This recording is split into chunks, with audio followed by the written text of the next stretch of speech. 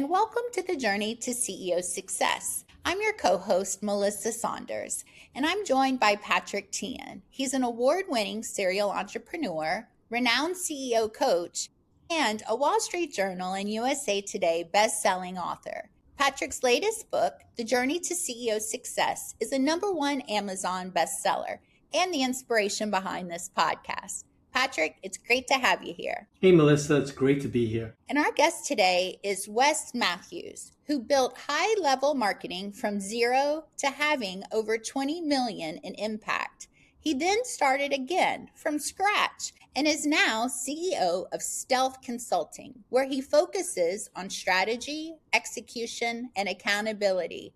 You and Patrick have a lot in common. He's also the host of Entrepreneur Intel podcast and perhaps his hardest job, a father of 5. Welcome, Wesley. You're one busy guy. Thanks, Melissa. Patrick, thanks for having me. I appreciate it. Hey, Wes, welcome to our show. So let's kick it off. Let's first take 2 minutes and tell us more about Stealth Consulting. Thank you. Honored to be here. Second stage company, right? I had my first company, long story, exited that, kind of had to figure out what's next, right? So I saw that allowed me to see a really big void in the marketplace, which led me to Stealth Consulting, which is every entrepreneur in my ecosystem suffered from the same type of challenges, which is, the visionary will sometimes hang out in the marketing seat way too long. They'll typically hire an agency and they're not happy with the results they're getting in terms of their marketing spend. Or one of the biggest problems is they hire somebody to sit in the marketing seat, yet they don't really lead them, give them a strategy, hold them accountable. And those 3 problems are massive in the space. So I created Stealth Consulting as a fractional CMO company to come in and solve that problem. So we just wrapped up year 2 at the end of last year, and just having a lot of fun. So all things marketing. So before I was an agency, doing a lot of the tasks and doing the actual paid search, the website design development.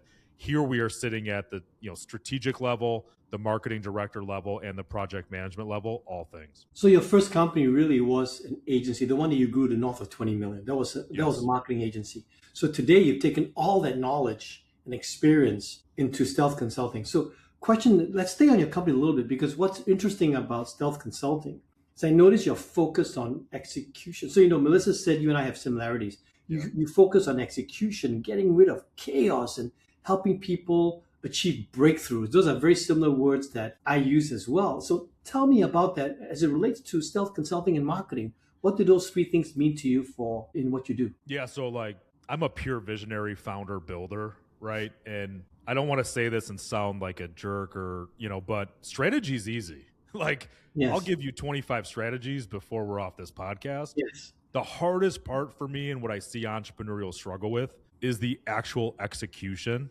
done with the right level of accountability. So those are the missing elements. So for me, that was the clear vision I had in terms of let's really execute this the right way, because that's the hardest part. And in the world of AI and all these different things and ChatGPT, I just, in my experience of the last 20 years, have always been more underwhelmed with the level of execution. I can go anywhere and get a strategy, and ChatGPT will give me probably a better strategy. Yeah. So that's really what that means to me, is making sure that we're putting the right people in the right seats that love to execute, that know what they're doing, and let them do it well. Yeah. And by the way, you say strategy is easy. And I do think that what I've found is that sometimes, it's easy because the entrepreneur loves it, right? That's the visionary part. That's fun. Execution is literally rolling up your sleeves and doing the hard work. So sometimes I find that an over proponents of strategy can even cause the entrepreneur to create distractions. Like, hey, we're executing on the first idea,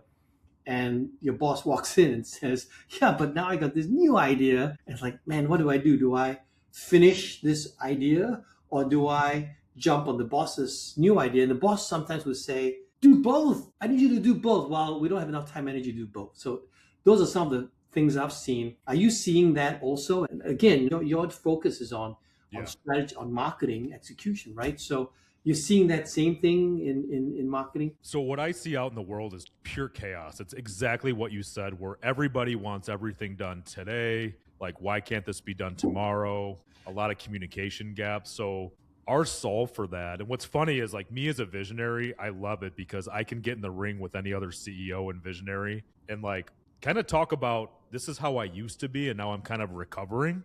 And I know I don't know all my weaknesses, but I just know that if you don't have a clear strategy that everybody's aligned on, and usually that goes back to like, where are we growing as an organization? I kind of use this analogy. I grew up in the 90s.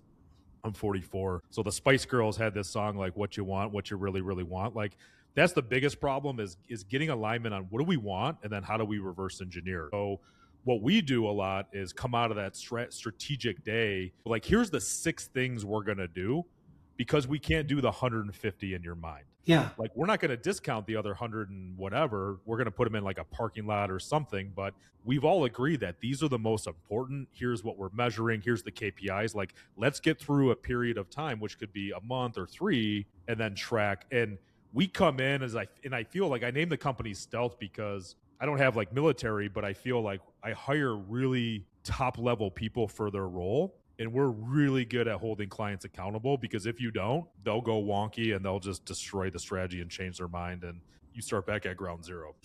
So how do you do that? Give us 1 or 2 pearls of wisdom that our customers can use. And by the way, this podcast, right, is about helping CEOs have a more joyful and successful life. And I do think that if you have too much chaos, you might be able to fight through the chaos and still be successful. But life ain't fun, man. If you're up at 2 a.m. figuring stuff out, life ain't that fun. So give us a couple of tidbits on how you help people, accountability and cut through the chaos. Yeah, I think I read a book one time by a guy by the name of Dan Sullivan, Who Not How. Yes. And that really resonated with me, because instead of me, right, the who, like taking all of that on, like, who can I delegate this to, right? So I think that becomes the biggest challenge as an entrepreneur or CEO that's staying up till 2 a.m. It's marketing's really difficult. Marketing's the fire dumpster for all problems in an organization. And I think that when you find the right, I think I'm the right, which we come in as a trusted confidant and we're professionals and experts. Now that CEO or founder can transfer all of the hopes, dreams, and fear,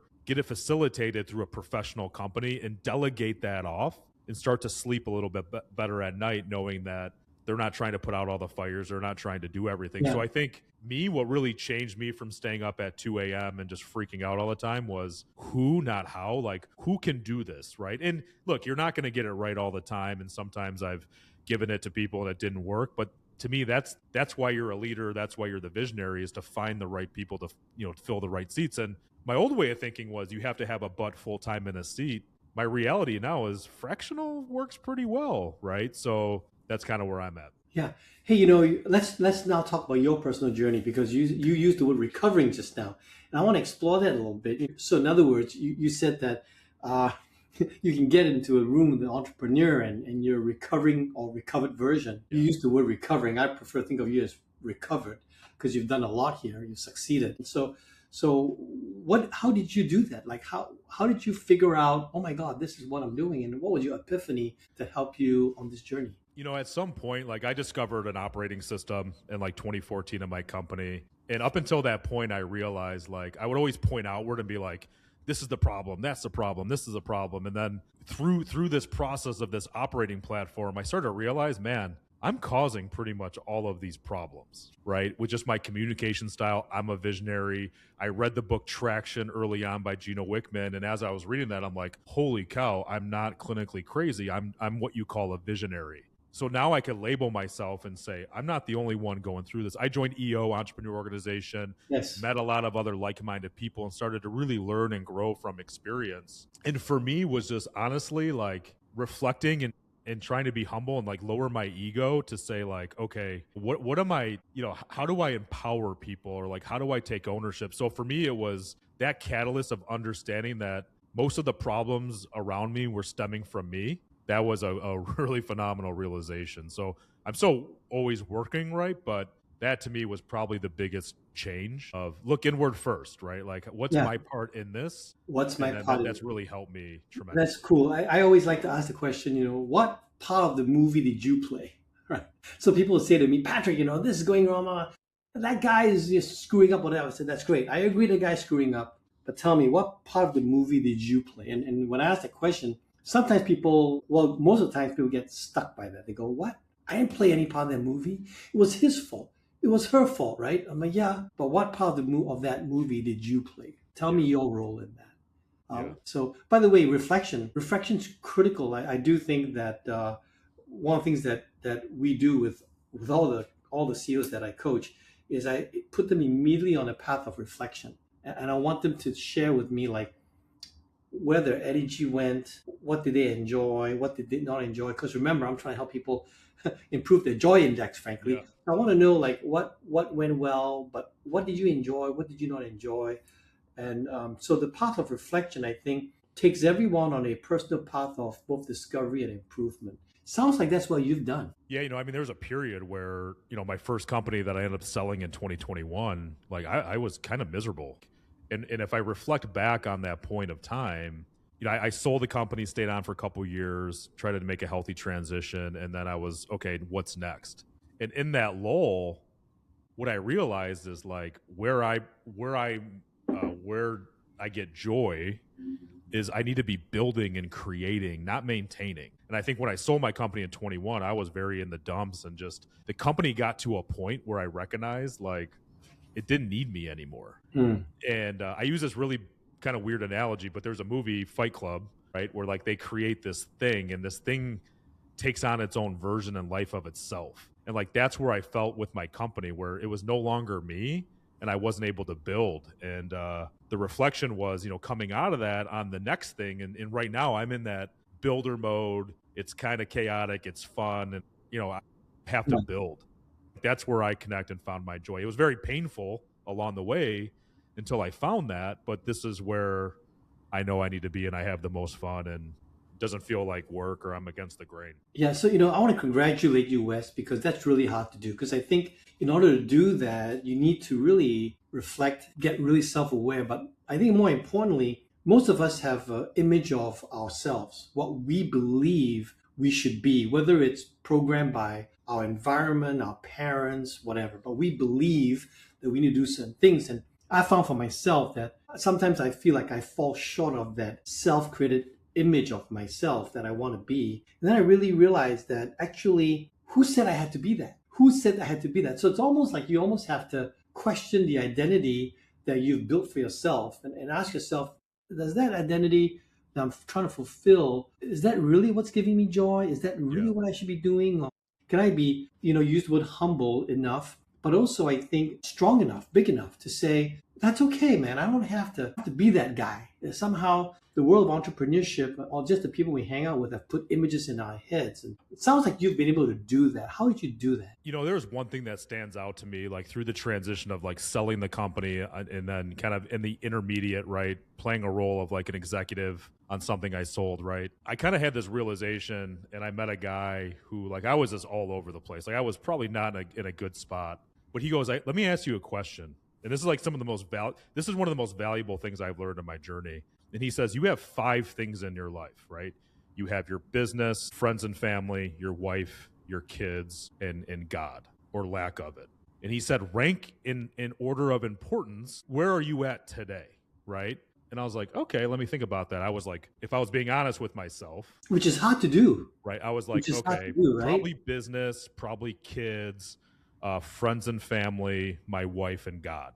And I was in a bad spot. And he's like, the real priority order is God, wife, kids, friends and family, business. And I'll tell you, Patrick, like, I was like, holy cow. Like, I knew it. I felt it. As soon as I heard that, I'm like, okay, so how do I get better and change, and how do I prioritize my time in my life? And it didn't happen overnight, and I still strive for this. Like, I'm not perfect by all means, but like, now that I know the priority of things for myself, it's one of those things that I can't unsee, that I try to strive to do. And if I notice that I'm out of whack, it's probably because my priorities have shifted. But if I keep those priorities, and again, he goes, God, and that, look, everybody has their own thing, right? Whether it's universe or whatever that is, like spirituality, God, wife first, kids, friends, family, business. I pulled myself out of the trenches following that methodology. So Wes, I have a curious question on that one.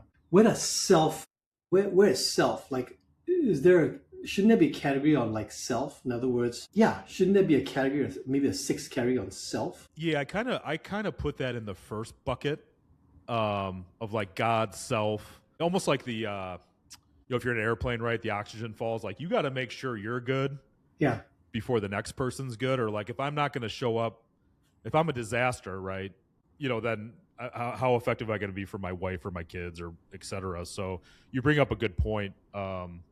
Because you do have to make time for yourself. You have to, you have to figure out, mine was hobbies. I was always good. Here's the thing with me though. I was always really good about like incorporating that into my life, like getting a massage or going to golf or do something. Yes. Everything else I did was a complete disaster. Well, that was good because for me, I think some entrepreneurs, and not all, but I fall in that category of thinking. And originally in my early days, my first company, we learn so much from our first companies, don't we? It's like we screw up and live long enough, then we do it better. So, but for me, every time I did something for myself, I felt selfish. I felt like, I shouldn't be doing that. I shouldn't. And literally, I was in a category of people that felt that would deny myself. In other words, if I was enjoying something, it must be bad. If I'm spending money on a massage for myself, well, that must be bad. That's $100 I should have spent on somebody else in the company. So over time for me, in my journey, myself got really neglected, and so for me, it was like I just kept giving. I did not replenish myself. Now,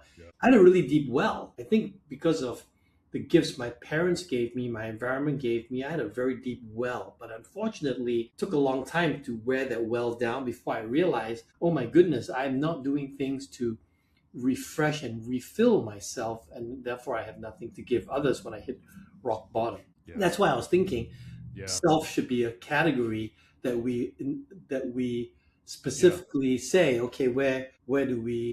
And I would say like that's got to be first, whether it's relationship with God, yourself, whatever that is. I think that self is wrapped up into that because you've got to make those capital investments in yourself before all these other things flow through. Right? Yeah. So, a message to everybody watching this podcast, investing in yourself is not selfish. Now, of course, if you do it overly and you're narcissistic, then yes, it's selfish, right?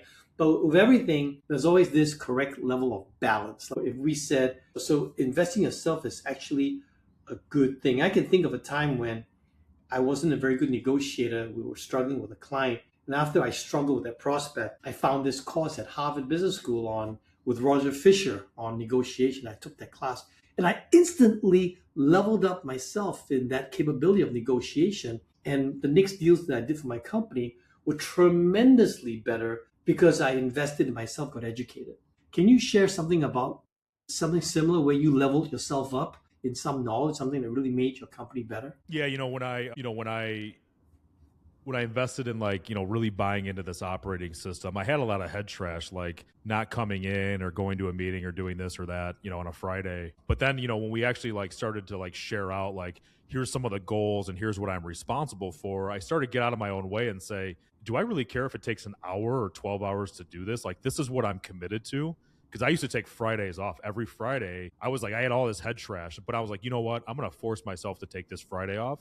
And then what happened was, I remember I did this for a year, and then I showed up, and I kind of felt bad. Maybe I should be here. I'm the leader.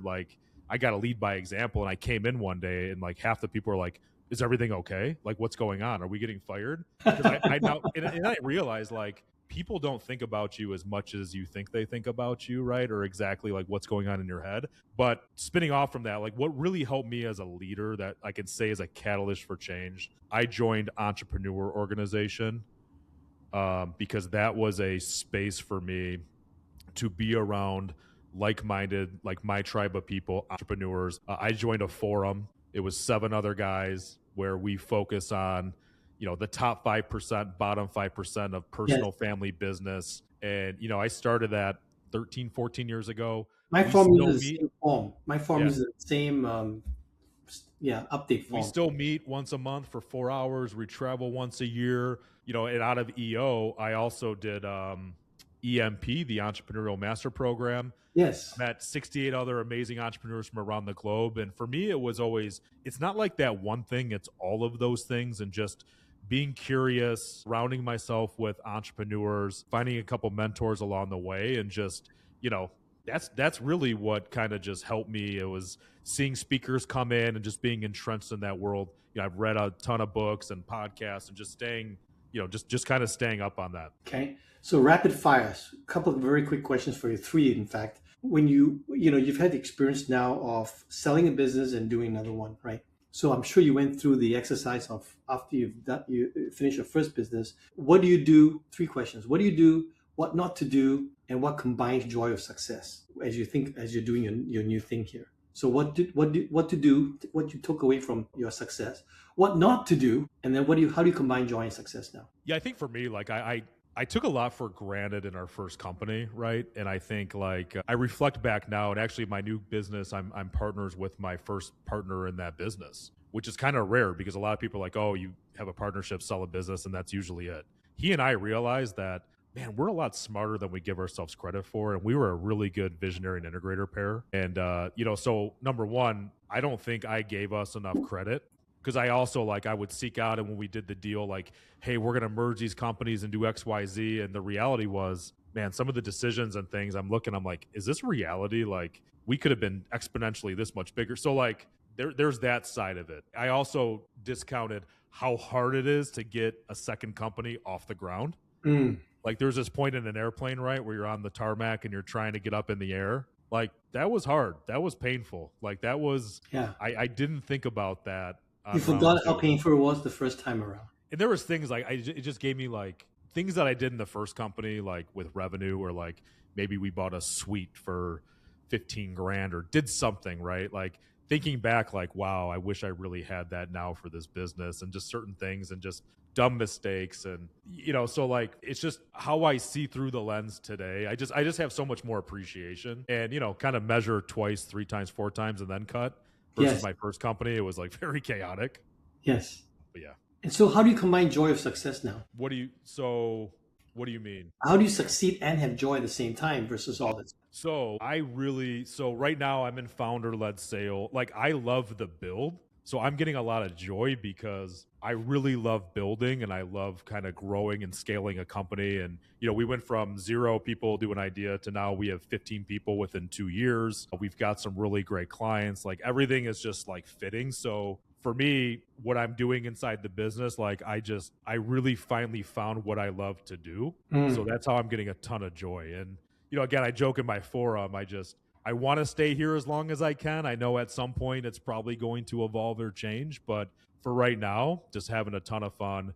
I think it's there's terms out there like get it, want it, capacity. Like I really get it. I really want it. My capacity is being challenged now as we're growing, but I like these big problems. I like solving these types of challenges, and I like taking the risk. And what I realized about myself is like I have to be around people. After I sold my company in COVID, it was very lonely, and as a pure visionary, like I need to get people to buy into one cause and go. So hindsight was like it was the best teacher because it really helped me understand what I wanted, what's going to bring me joy. Yeah, and hindsight only comes if you spend time reflecting, right? So kudos to you for that. So so as you think about your business today, what is your dream moving forward for yourself and for this company? What do you want? I really see Stealth as a platform. I don't see it as an entity that we just grow it to a certain point and sell it off to private equity. Like I'm 44, I have 5 kids. I'm pretty good at allocating time. Like I was the dad that never missed a hockey game. Like I would always put my family before a deal.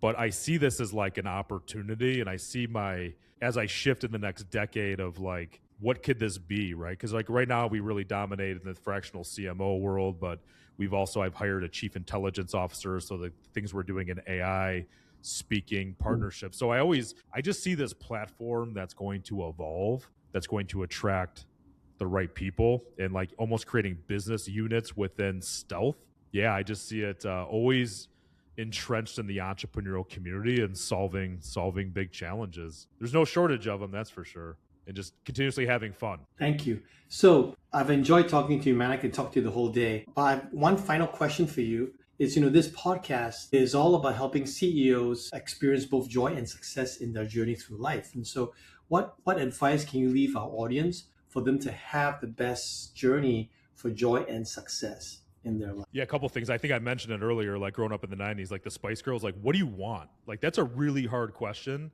that a lot of people avoid, but just sit with that. Like, what do you want, right? And then I'm probably gonna butcher this, but there's like this PDF I've seen where it's like, the top left quadrant is like things you love to do that you're best in the world at. The next one's like stuff that you're good at but don't like. How do you fill your left box on like, what do you love to do? If you could, and then wave the magic wand, imagine like you have a clean slate. So what are the things that give you energy? What do you love to do? And then knowing what you want. And again, those are hard things you're not going to figure out in 5 minutes, but if you can go through that journey, man, and you're an entrepreneur, I think the rest is just, you'll figure it out when you know those two things. Cool. Thank you very much, Wes. Hey, Melissa, back to you. So tell me what you want, what you really, really want. Thank you, Wes, for reminding me of that great Spice Girl song. I haven't heard it in a while, but I think what you said is right on the money. Thank you for being here today. We loved hearing your story. And until next time, go out there, guys. Find what makes you happy and enjoy this beautiful journey we're on. Bye.